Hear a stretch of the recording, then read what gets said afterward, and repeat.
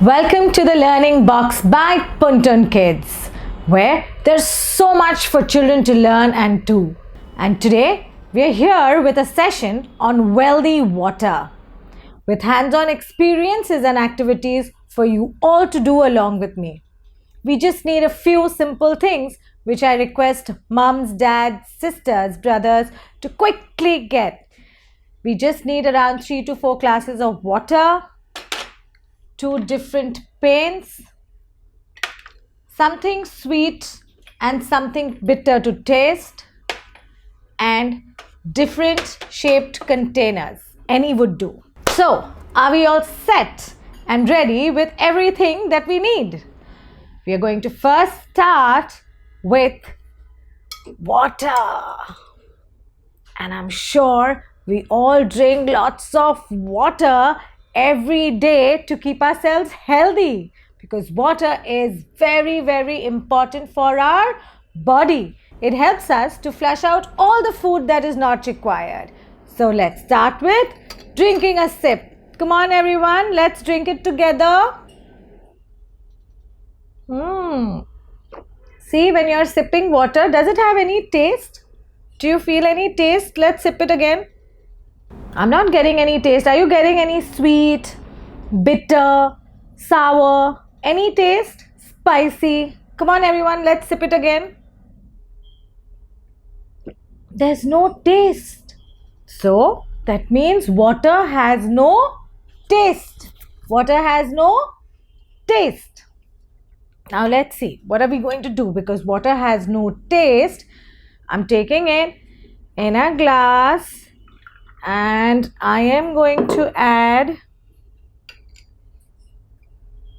some sugar and stir it. Let's stir it. Yes, and let the sugar melt. And let's see what's gonna happen then. Stir it. And now let me sip it. Do you think it's going to have taste now? Let's see. Water has some taste now. It's tasting sweet. It first had no taste, but now it is tasting sweet because I have mixed sugar in it. So, what do we learn? That water has no taste. So, it takes the taste of whatever you put into it. So, if you put something sweet, it's going to become sweet. Now let's see what will happen if I put some coffee in it. Okay, how does coffee taste? Coffee tastes bitter. So what do you think will happen if I put some coffee in it? Let me see what's gonna happen. And let's mix the coffee and let's see what's gonna happen now. It's bitter. It's tasting bitter. That's because the coffee is bitter. So the water became bitter because water by itself has no taste. Come on, let's taste it again. It has no taste.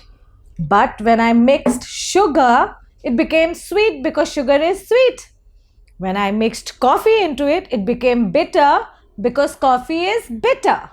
So water takes the taste of whatever you mix in it. If you put lime, it will become sour. If you put chili, it's going to become spicy.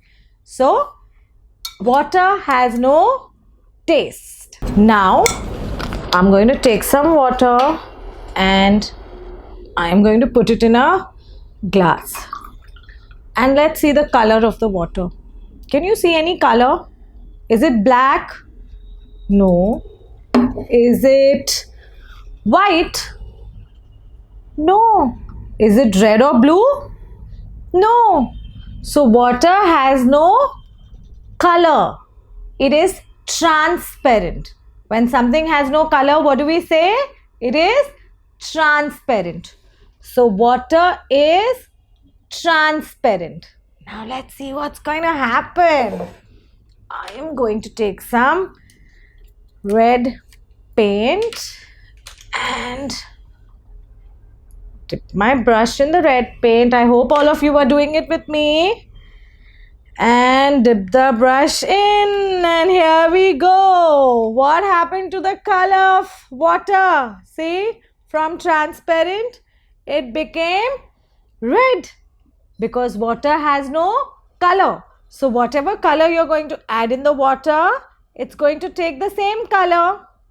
So water is transparent, water has no color. So when I added red in it, it became red. And now let's see what's going to happen if I'm going to add some blue color. Okay, I'm going to take some blue paint. I hope everyone's taking it with me. And I am going to add some blue paint to the glass of water. And what happened? The water has turned blue.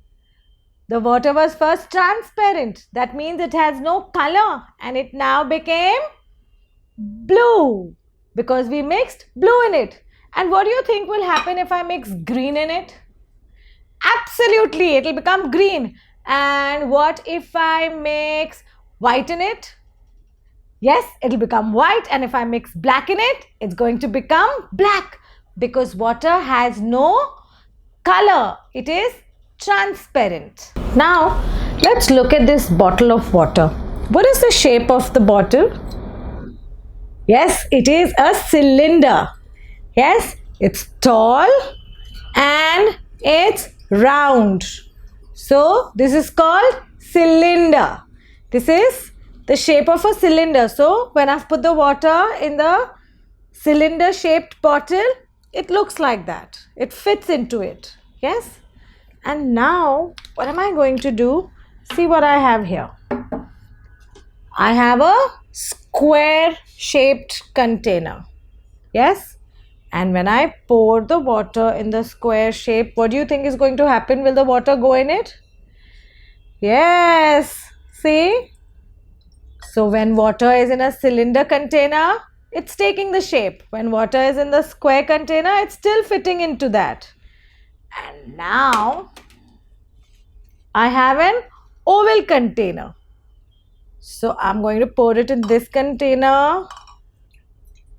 And it fits in an oval container too. So what does that mean? That means water has no shape. That means water has no shape because it goes into any container that you put it in. You put it in a cylinder, you put it in an oval, you put it in a square.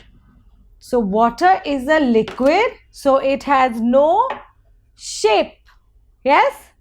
So what are the three things that we've learned about water? What are the three properties? They're called properties. What are the three things, the three properties we've learned about water? Water has no taste. Water has no color. It is transparent. And water has no shape. Excellent job. Superb. You all deserve a lovely sunflower. Now, what I want all of you to do is think. Think what's going to happen if there's no water. What if one day all the water on planet Earth gets over? What are we going to do? What are we going to drink? Are we going to be able to live without drinking? No. How are we going to have a bath? We need to have a bath every day to keep ourselves clean. Yes? So what will happen if there's no water? It's going to be very, very difficult. So we must make sure that we don't waste water. Yes? When you're brushing your teeth and you're not using the water, you should turn off the faucet of the tap. Yeah? And put it on only when you're again using water and gargling. Or even when you have a bath, when you bathe, you should turn off the faucet when you are applying soap, shampoo, and turn it on only when you have to remove that. Yes, so you all must save water. Okay, and now what are we going to do? We are going to see how water does not get over, because water goes through a cycle. Yes, it's not the cycling that we do. Okay, water goes through a cycle, and that is how water never gets over. Are we ready? Come on, get set. So now I am going to take you through the water cycle so you all know how and why water never gets over. It's wealthy water. So what we have here is, on the planet Earth, a lot of seas, rivers, ponds that have water. Can we see this? There's water. There's plenty of water in seas, rivers, lakes and ponds. And when the sun shines brightly, the water turns into vapor. What does it turn into? Vapor. It's called water vapor. That means water turns into a gas form. Yes, you cannot see it like this. It turns into gas. It's water vapor. Yes, and you all want to see water vapor? See, can we see how the water is turning into vapor? See, this is vapor that's going up in the sky. Yes, the water has turned into a gas form because the sun gives a lot of heat. Yes, like how when mama makes tea on the gas, how does the water vapor come out from there, the steam? So this is exactly like that, like the steam. So when the sun gives a lot of heat to the water and the water is going up in the form of vapor, it's called evaporation. See what is happening when the water is going up in the form of gas? It's in a gaseous form. Yes, it's called water vapor. When this water vapor is going up, it's called evaporation. Come on everyone, repeat the word evaporation. And now up in the clouds, it's very cold. Yes, it's very cold. So what's going to happen to the vapor? What will happen to the vapor? It will turn back into water. It will get back into the form of water and it gets collected in the clouds in the form of water droplets. See? Because it's going up into the clouds where it is cold. So it's going to turn into water again. Yes, it's turning into water because the clouds are very, very cold. So when the vapor turns back into water, it's called condensation. What is it called? Condensation. Can we all repeat? Excellent, condensation. And now what do you think is going to happen to the clouds? What's going to happen to the clouds? The vapors turning into water again and lots of droplets are getting collected. So what do you think is happening to the clouds? The clouds are becoming heavy, very, very heavy. And when the clouds become very, very heavy, the clouds burst like a bang. Yes, they burst like thunder. And what happens? All the water which is collected in the clouds starts coming down as rain. See, it's raining, it's pouring, right? So the water comes back down in the form of rain, and this is called precipitation. What is it called? Precipitation, when the water comes down in the form of rain and it moves everywhere, on the trees, on the grass, on the plants, and then slowly comes back into the seas, rivers, lakes and ponds. So when it comes back in the seas, rivers, lakes and ponds, it's called collection, because the water is getting collected in a lake, or it's getting collected in a river, or it's getting collected in the sea. So it's called collection. Okay?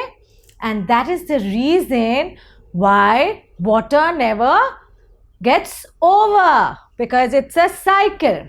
So let's quickly revise the different stages that the water goes through.